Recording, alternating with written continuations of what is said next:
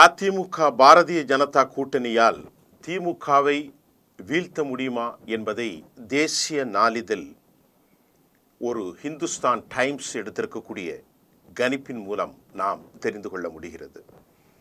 2026 பாரதிய ஜனதா அதிமுக கூட்டணி ஒரு மிகப்பெரிய வலிமையான கூட்டணியாக அவர்கள் இணைந்து பாரதிய ஜனதா இந்த கூட்டணியின் தமிழக அரசியலில் பெரும் முக்கியத்துவத்தை முன்னிலைப்படுத்தி உள்ளதா என்ற கேள்வி எழுகின்றது. ஆளும் திமுக உள்ளிட்ட முக்கிய திராவிட கட்சிகளின் வெற்றிக்கு கூட்டணிகள் முக்கியமானவை. 1991 முதல் நடந்த 7 சட்டமன்ற தேர்தல்களில் திமுக மற்றும் அதிமுகவின் ஒட்டுமொத்த ஓட்டு வங்கி, அதாவது விழுக்காடு 66% இருந்தாலும் இந்த இரு கட்சிகளும் ஒரு கட்சியுடனோ அல்லது பல கட்சிகளுடனோ கூட்டணி அமைத்தே தேர்தலை எதிர்கொண்டிருக்கிறது. ஆகவே கடந்த காலங்களில் அதிமுக திமுக கூட்டணி இல்லாமல் இந்த மாபெரும் வெற்றிகளை பெறவில்லை என்பதே முதல் பார்வையாக இருக்கும். 2016 சட்டமன்ற தேர்தலில் முன்னாள் முதலமைச்சர் செல்வி ஜெயலலிதா அதிமுக வேட்பாளர்களை 227 தொகுதிகளில் நிறுத்தி 7 கட்சிகளுக்கு தலா ஒரு தொகுதியை ஒதுக்கி அவை அதிமுக சின்னத்தில் போட்டியிட்டன. இந்த துணிச்சலான முடிவு வெற்றி பெற்றது. ஆனால் 2026 தேர்தலில், அடுத்த வருடம் நடைபெறக்கூடிய தேர்தலில் திமுகவோ அதிமுகவோ இப்படி ஒரு ஆபத்தை எந்த நிலையிலும் எடுக்க விரும்பவில்லை. ஏனென்றால் செல்வி ஜெயலலிதா எடுக்கின்ற முடிவுகளுக்கு பலருக்கு ஆச்சரியம் மட்டுமல்ல, வெற்றியும் அவருக்கு கிடைத்திருக்கின்றது. 2024 மக்களவை தேர்தலில் தேமுதிக, புதிய தமிழகம் மற்றும் இந்திய சமூக ஜனநாயக கட்சி SDP ஆகியவற்றுடன் இணைந்து தேர்தலை எதிர்கொண்ட அதிமுக ஒரு தொகுதியை கூட வெல்ல முடியாமல் 7 தொகுதிகளில் டெபாசிட் தொகை இழந்தது. 1972 தோற்றுவிக்கப்பட்ட அதிமுக முதலாக இப்படி ஒரு பின்னடைவை சந்தித்தார்கள். 2024 மக்களவை தேர்தலில் பாரதிய ஜனதா தலைமையிலான தேசிய ஜனநாயக கூட்டணி NDA 18.2 விழுக்காடு வாக்குகளை பெற்றது. இதில் பாரதிய ஜனதா மற்றும் 11.4% பெற்றது. அதிமுக தலைமையிலான கூட்டணி 23.3 விழுக்காடு வாக்குகளை பெற்றது. பாட்டாளி மக்கள் கட்சி, தமிழ் மாநில காங்கிரஸ், அம்மா மக்கள் முன்னேற்றக் கழகம், O Panneerselvam, AC Shanmugam, John Pandian, T Devanathan Yadav, Paarivendhar ஆகியோரின் கட்சிகள் இணைந்திருந்ததால் திமுக தலைமையிலான கூட்டணியின் மாபெரும் வெற்றி தடுத்திருக்க முடியும் என்று கூட்டணி ஆதரவாளர்கள் இப்போது கருதுகின்றார்கள். இந்த பின்னணியில் அதிமுக பாஜக கூட்டணி மீண்டும் உருவாகி உள்ளது. கடந்த மாதம் சென்னையில் இந்த கூட்டணியை உறுதிப்படுத்திய மத்திய உள்துறை அமைச்சர் அமித்ஷா, எடப்பாடி பழனிசாமி தலைமையில் நாங்கள் தேர்தலை எதிர்கொள்வோம் என்று அறிவித்தார்.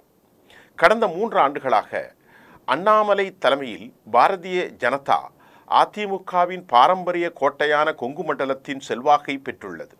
உதாரணமாக தொண்டாமுத்தூர் தொகுதியில் 2021 அதிமுகவின் முன்னாள் அமைச்சர் SP வேலுமணி 1.24 லட்சம் 1,24,000 வாக்குகளை பெற்றார். ஆனால் 2024 பொள்ளாச்சி மக்களவை தொகுதியின் கீழ் வரும் இந்த தொகுதியில் அதிமுக வேட்பாளர் வெறும் 58,000 வாக்குகளையே பெற்றார்.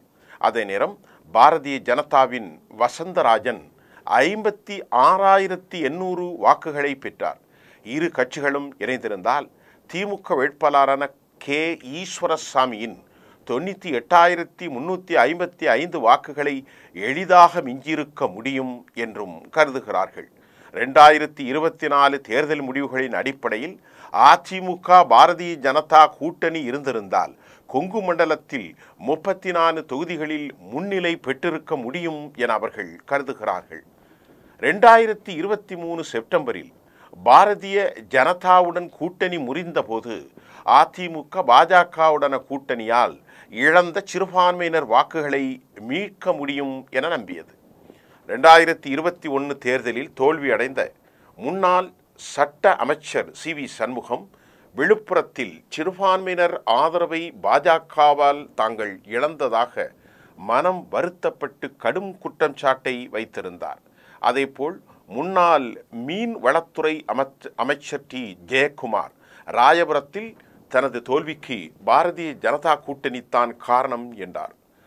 2024 ராயபுரத்தில் 24,247 வாக்குகளும் விழுப்புரத்தில் 62,825 வாக்குகள் மட்டுமே பெற்று 2021 விட மோசமான பின்னடைவை அதிமுக சந்தித்தது.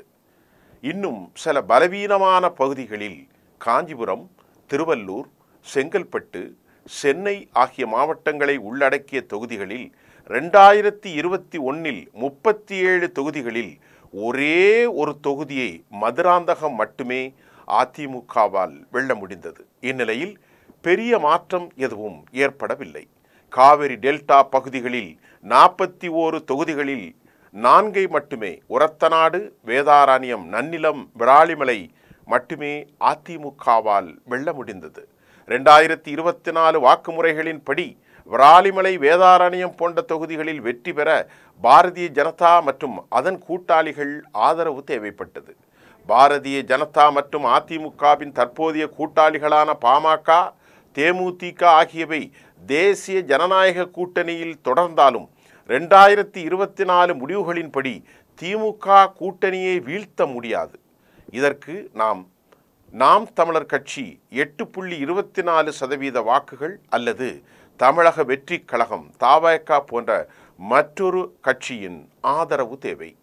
தமிழக வெற்றி கழகம் ஒரு புதிய சக்தியாக இருப்பதால் அதன் பலத்தை இப்போது மதிப்பிட முடியாது.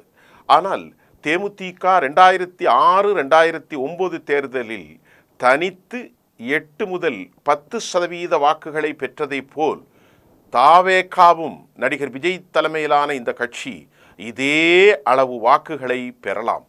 தற்போது நாம் தமிழர் கட்சியின் தலைவர் சீமான் தனித்து போட்டிடுவோம் என்றும் தவேக தலைவர் விஜய் தங்கள் கட்சி ஒரு கூட்டணியை வழிநடத்தும் என்றும் கூறுகிறார்கள். இதற்கிடையில் திமுகவின் மிகப்பெரிய பலன் அதன் கூட்டணி கட்சிகளின் வாக்கு மற்றும் திறனாகும். 2024 திமுக தலைமையிலான கூட்டணி 47% வாக்குகளை பெற்றது. ஒவ்வொரு மக்களவை தொகுதியிலும் சராசரியாக 5.34 லட்சம் வாக்குகளை பெற்ற திமுக ஒரு சட்டமன்ற தொகுதிக்கு சராசரியாக 89,000 வாக்குகளை பெற்றது. ஒரு சட்டமன்ற தொகுதியில் வெற்றிக்கு தேவையான 90,000 வாக்குகளுக்கு இது மிக மிக நெருக்கமாக உள்ளது. இதனால் திமுகவை நெருக்கமாக உள்ளது மட்டுமல்லாமல் 2016 முதல் 2024 வரை ஒரு தொகுதியில் சராசரியாக 1.88 லட்சம் வாக்குகள் பதிவாகின்றன. இதனால் திமுகவை வீழ்த்த அதிமுகவுக்கு மேலும் கூடுதல் கூட்டணிகள் தேவைப்படுகிறார்கள். அதிமுக பாஜக கூட்டணியின் மறுபிறப்பு 2026 சட்டமன்ற தேர்தலில் திமுகவுக்கு கடும் சவாலாக அமையலாம். நாம் தமிழர் கட்சி அல்லது தமிழக வெற்றி கழகத்தை இணைத்தால் 48 தொகுதிகளில் முன்னிலை பெறவும் வாய்ப்புள்ளது. இருப்பினும் திமுகவின் வாக்கு மாற்றும் திறனும் மு.க. ஸ்டாலின் முன்னோடி தலைமையும் இந்த போட்டியில் முக்கிய பங்கு வகிக்கும். எடப்பாடி பழனிசாமி கூறுவது போல் மேலும் கட்சிகள் அதிமுகவுடன் இணையுமா அல்லது ஸ்டாலின் மீண்டும் ஆதிக்கம் செலுத்துவாரா என்பதை எதிர்காலமே தீர்மானிக்கும் என்பதே இந்த செய்தியின் சாராம்சமாகும். நன்றி.